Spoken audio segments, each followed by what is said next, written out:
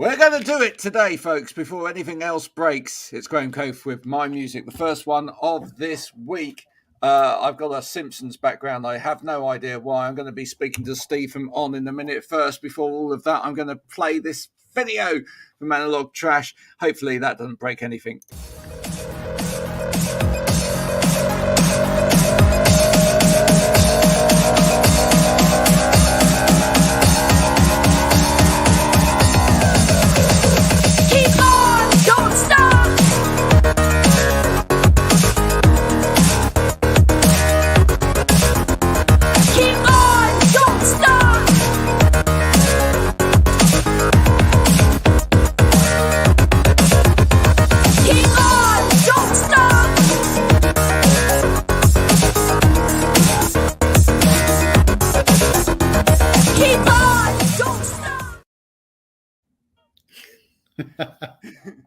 I just always wanted to do that. I've never done it before. Keep on! Don't stop!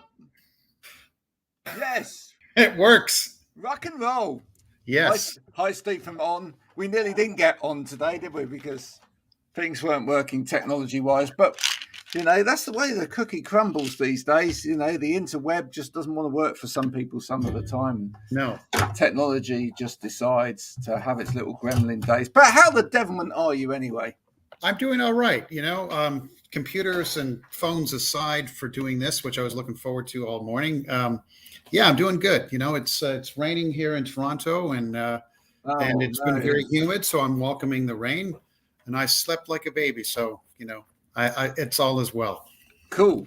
Tell me what's going down in the world of On. Well, at the moment, we got back in April. Taking you back a bit, we got back in April to. I'm just looking. Give me a second. I'm just making sure this is plugged in. Making sure there's no more glitches. It looks like it's all plugged in, so we're good. So now it looks like I won't lose you again. Yeah. So I'll take you back to April. We finished a 3-month exhausting tour of the West Coast of the United States, which was fun, but it was a grind. Came back here. I teach music as well, so I dove right back into teaching and writing. And we decided to record with Martin Beasy in Brooklyn. So we went down to New Jersey, did some pre-production, wrote basically 3/4 of an album in a week. And because, you know, touring does that. And we went into Martin's studio and it was mind-blowingly awesome. So we had a good time with Martin for about a week and a half.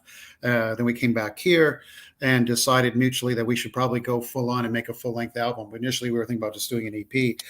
So that's kind of in the can at the moment. The priority right now has been writing with Martin Beasy, and we've been having a great time with that. And the interim, Sean, our agent, booked us a tour in September and October. In September, we're going out with a shoegaze band called The Velts, which we're looking forward to. And we closed the tour off in Toronto, so we're looking forward to doing a home show with that.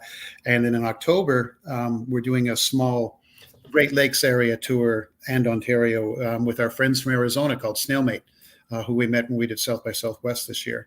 So that takes us into October. And in the winter months, we've got a remix coming of one of our tracks from our current record, FLA. And we're very excited to, I guess this will be the first time we sang it publicly, that Mark Gardner from the band Bride will be doing a remix for us for our track FLA. So that's something that's going to be our winter project. And timeline of when that comes out, I couldn't tell you, but that's kind of taking you from April to, I guess, October. Well, that is a whirlwind. Well done, so all the way through. So first of all, before album, we have a single at the moment, which is go on then, make me do it. Make me do it. Make me. Go on. Make me, yes. Well, make me. No, come on, make me. I'm gonna try. Yeah. Make me want to. Make me. Just make like me you told me last night. Right, Graham? See, look at that. That's promo right there, folks. Absolutely. If you've never seen promo before. Yeah. So you have a single, Make Me. Interesting sound on this one. If people have heard you before, you're kind of blending it in all a little bit more, yeah. Yeah, it creeps up. I like the way Bill recorded the guitars and brought it up in volume. That was his idea. Let's bring it up and bring it to a crescendo. And it was a Lucy Di Santo angst. I like how you did that. You just made it happen. I just made it happen. So yeah, that was a track that we'd been sitting on, and it's a good crowd raiser, and we decided why not put it out. And our ever intrepid friend Shauna said we should put out Make Me in between all of these campaigns of touring and writing music. And I said why not? So here it is, and we're very proud of that track. Yeah, I'm very proud of that track too, and I've had nothing to do with it. So thank you so much. Well, I appreciate the enthusiasm. You're part of it. You talked about it. Yeah, thank you. So, in terms of you've got just virtually a whole year planned there, which actually is really quite something, because a lot of bands, when I talk to them, are like, "What's next?" And they're like, "Well, I'm hoping like next month we'll do this." But you're pretty settled. I mean, you're talking into October time. You know what you're doing. You've got your shizzle together, right? Well, listen, I mean, after the pandemic, we decided, and I think you and I talked about, I think Lucy and you talked about this. We just decided we wanted to get out there. And I mean, like most musical artists, I think it makes sense. I will be honest and say that playing live, people are still a little bit slow to react to coming out to see live shows again.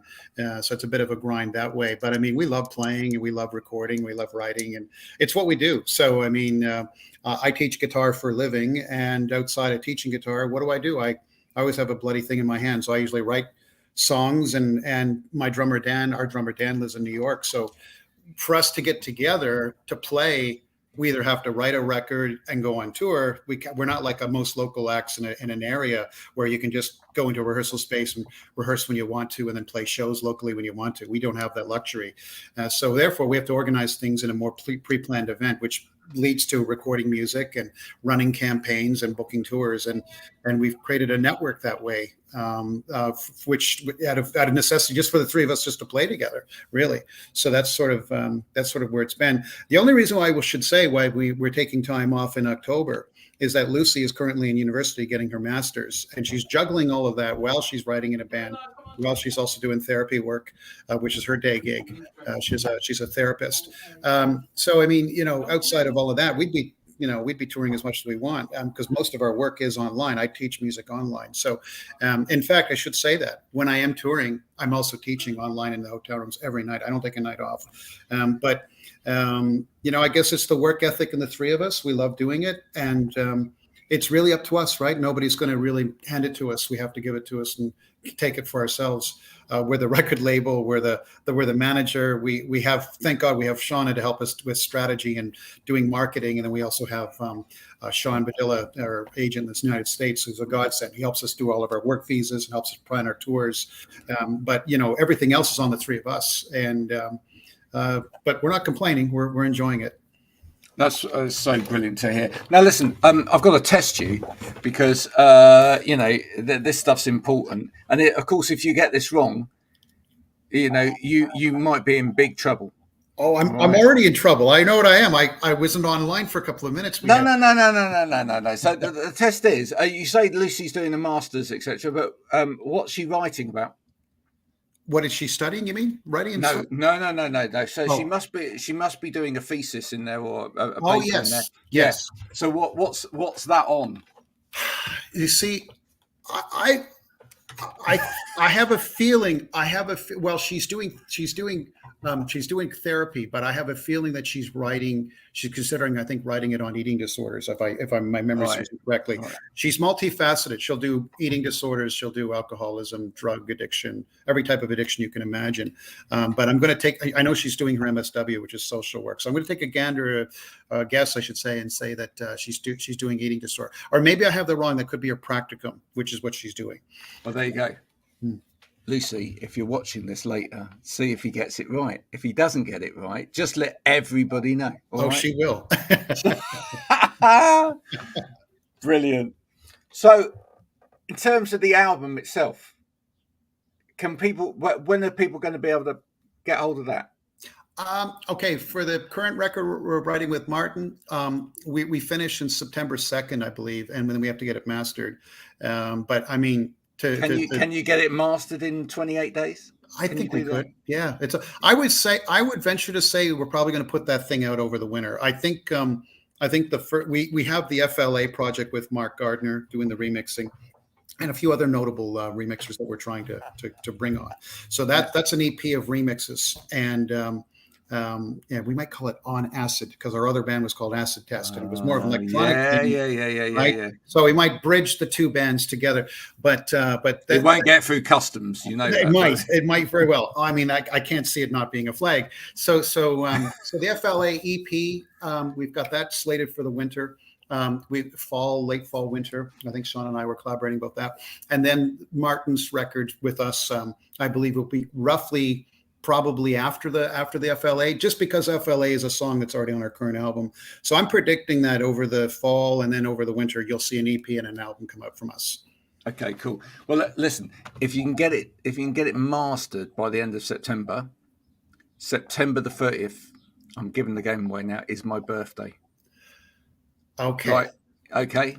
I can guarantee you one thing. If that's the case, I mean, we got to do something for your birthday. I can definitely get at least a single over to your way, which we could probably get at least that out of the way. I'm sure. One song mastered, that's a doable. That's doable. Yeah, absolutely. I think we can do a guarantee on that one. So listen, the question that everybody wants to ask you is, when are you going to play the UK? Because I mean, clearly you were saying just then that, and I've heard this from other bands in your area as well, that you know, people are a little bit slow to come out and start on the gig scene again. That's not the case in the UK. We're actually at it, right? We're there. The UK gig scene, you know, people are. I mean, you've watched some of Glastonbury on the TV over the last few days, haven't you? Mental. Those crowds are absolutely mental. So when do we get you over to the UK? And you know, I think. To be perfectly transparent, we almost went this winter. We went west instead. But I mean, what we promised as a band, I mean, I'm getting really inside information now, but is that we promised Lucy we would be no more touring until May when she graduates, because she tucked aside her school when we went on tour for 3 months. Fair enough. But that said, I do believe that I think the plan is going to be after we do that's why we wanted to do the East Coast of the United States this year. That way we can say we did the United States, which technically we would have done as of October, which is mind blowing. You think about it. There's a lot of cities. But I think the plan is going to be for us for the spring to actually do the UK and Germany. I think that's what we're actually discussing. So that's the plan. And I mean, I promised a few people in Germany the same thing. So that's sort of the idea. And it just makes sense. And I mean, when I actually go to England, it reminds me of a little bit of you know, elements of Nova Scotia, which I'm from. I mean, if we go to northern Nova Scotia, we're in Scotland, and if we go south, we're in England, which is kind of like what you do when you go over there across the pond. So it makes sense for us to actually go over. We've been getting some support over there from you guys, and it just makes sense. It's the last frontier for us. So I think that was the plan. Would we do England and Scotland and go north and south, and then just kind of camp out and do that. We've got places to stay in Birmingham and in London, so there's no reason why we can't do it. Have you been keeping up with the UK scene, guitar scene over here? Oh yeah, yeah. So who over here at the moment are you listening to, and you think, yeah, I'd love to hitch a ride with them? You know what? There's probably about 60 bands that I tag on Twitter. To be honest, I'm going to check them all afterwards. Yeah, please do. There's a number of them on there, and if I say one and don't say the other, then I'm going to be in trouble. But I mean, there's just a slew of bands. I will say though, there is one band in particular that we played with. I should say we didn't play with. We were scheduled to play with, and we never did. They came all the way over from England to play in America. Wow. And we did the same thing, and we never got a date together. We had some scheduling conflicts, but they're called Free Spirits. They're good friends of ours, and they've offered us shows over there, and likewise with us over here. So we've been trying to get that arranged. I will say that our friend Snailmates Snailmate go over quite a bit. They're actually in Japan right now, and they plan to go back to Europe. And I think that you might see us over there with an Arizona band of all things called Snailmate. They're just tour pigs. They just live in their van and go. So, but those two bands in particular, I should mention because they're friends, and Free Spirits are a very hardworking band, and they're good mates of ours. Has their van got wings? Is that how they got to Japan? What? Pardon?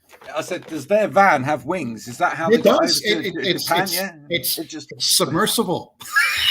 Oh, I should have said. Maybe that was bad. Maybe. No, yeah. Well, it's a hovercraft. It hovers. It's a hovercraft. Yeah. Absolutely. Oh my word. That was bad. Yeah. No, it's fine. Look, yeah. Sometimes you can't. The news is the news, right? Don't watch. The news is the news. The news is the news. I just thought that was a crazy story. Yeah. I think they should have left that graveyard alone, but that's just me. Absolutely. What's your big ambition still as a band? What haven't you succeeded in doing yet?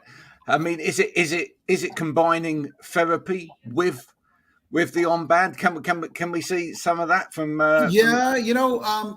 That's something. I think that our therapy comes out of writing music for sure, and I think Lucy tries to put messages in when she's writing her lyrics. So definitely, that would be something that would be, I think, noble.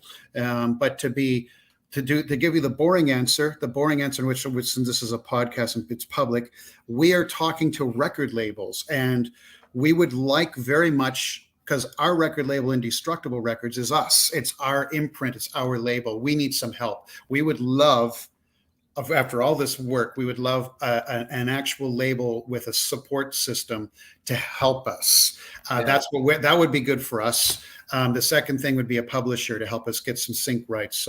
We would love to have some songs in some commercially things so we can make a little bit of coin back. Those are the goals of the band. I mean, we'll keep doing it ourselves as long as we have to. But as far as an intellectual goal, I think Lucy's therapy, and having it transcend into the band, I think would be a very good thing. In fact, she's had some clients of hers that say, hey, I love the fact that you're playing music, and it kind of blends. I should say I do music therapy. So that's something I do. I work with autism.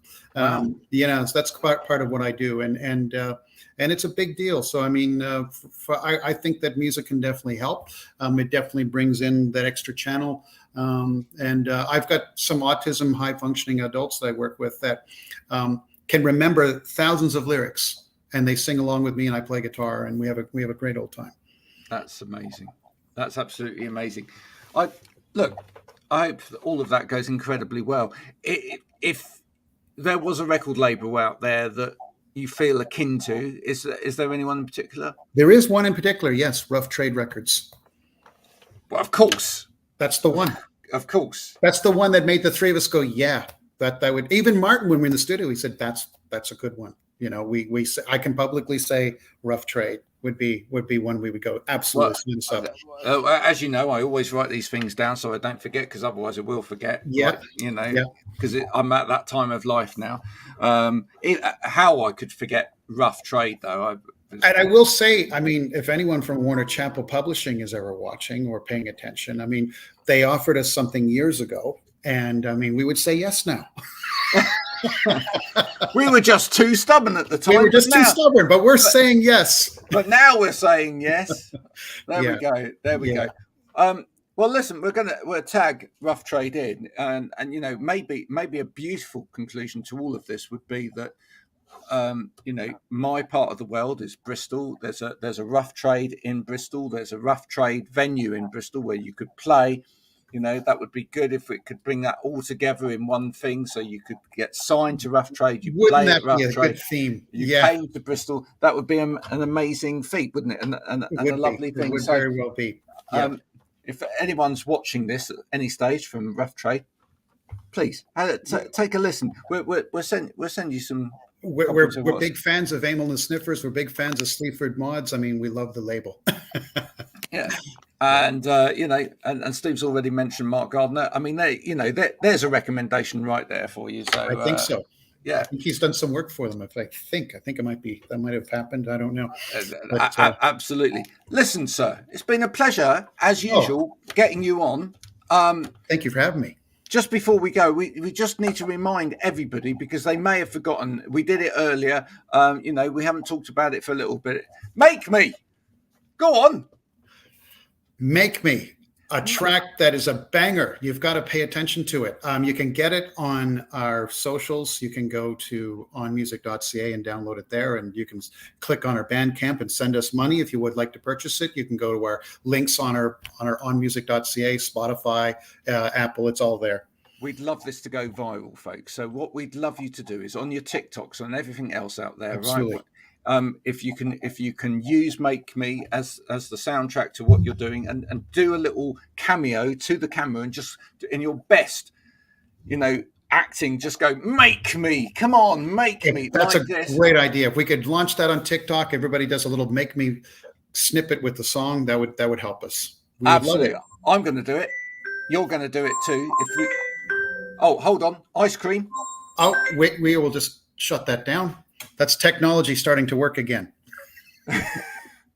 No, that was someone making you. It was making me. Make me answer you. Make me answer you. So listen, please, everybody, do it. Get out there. Do your Make Me video. Use on Make Me. Get out there. Remember to, what hashtag do you use, Steve? We use for which now? For the song? For the song or for the band? The best hashtag to use is just onmusic.ca. That's our website. If you go there, you'll find all of our links to all of the socials, our TikTok. But your hashtag is on music, yeah? On music / yeah. On music. So listen, make your little video on TikTok. Everyone's going to do the hashtag on music, right? There you go. Make me, right? We'll make that a hashtag as well. Make me, right? I want to see that going viral overnight. Let's make it happen. That will definitely be there. Wouldn't that be great? It's a pleasure talking as usual. Thank you, Graham, for having us on. I appreciate it. Thanks for coming on. I'll talk to you later in the year when all of this has transpired. I will let you know what track Steve has sent me for my birthday. But in order to do that, you're going to have to stay tuned. Disappear and you won't hear. It's as simple as that. I will drop a hint. It's got the word pretty in it. Isn't she? Pretty in pink, isn't she? Once pretty. It's not that. But but the thing is, what we will say is, if you all go out there and do enough of this Make Me thing, the On Band will do a cover version of Pretty in Pink by the Psychedelic Furs, just for everybody. We will 100%. We wouldn't have to be twisted too far to do that one. Because that's a great. Absolutely. Steve, absolute pleasure. Say hi to Lucy. I did see her in the background earlier. I wish her well with all of her studies.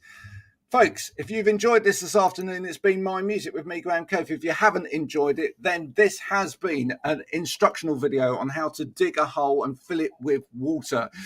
Until next time, stay safe. Bye for now. Cheers.